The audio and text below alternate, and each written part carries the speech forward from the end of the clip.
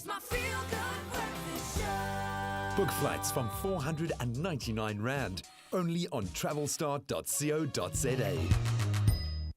Welcome back. It is your Feel Good Breakfast Show. And what a show it's been so far. So exciting. Now, it's Travel Tuesday. And when it comes to long layovers, I mean, that's not something we generally, at least travelers, look forward to. So being stuck in an airport without anything to do can really get to a person.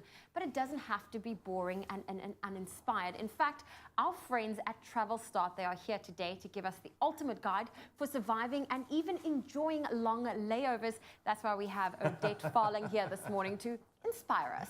Listen, Odette, thank you very much. And I'm laughing because, like, you know, enjoying long layovers. I mean, I just want to get to my destination. But when there's a 9 or 10 hour layover that's staring you in the face, it is a little bit intimidating. I won't lie. I've had one of those recently. Okay, but what's the first thing that we need to do or get ready when we know we have a long layover? So first of all, you need to find out if you need a visa to leave the airport, because if you have the option to leave the airport, I'd highly recommend that. Yeah.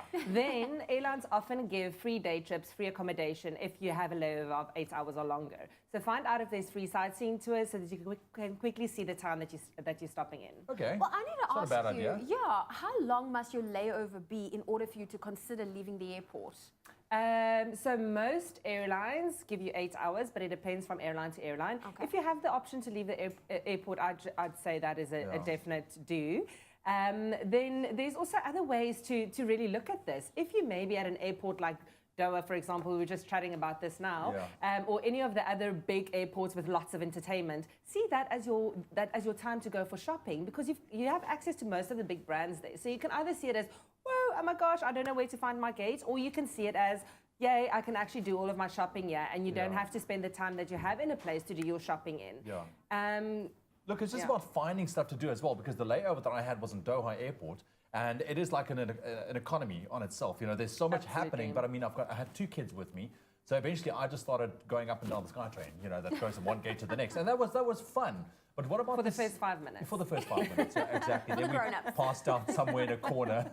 But what about smaller airports? If you take a look, you're going to have a long layover at a smaller airport.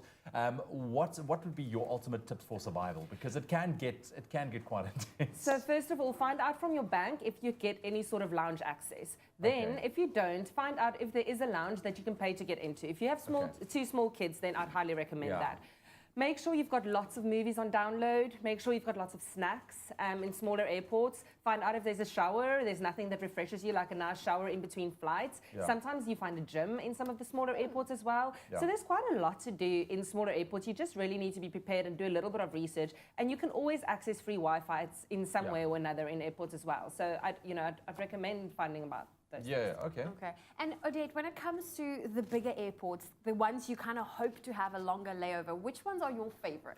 So Singapore, I don't know if you're aware, but Istanbul is busy building the biggest airport in the world. And Istanbul's really amazing for shopping especially.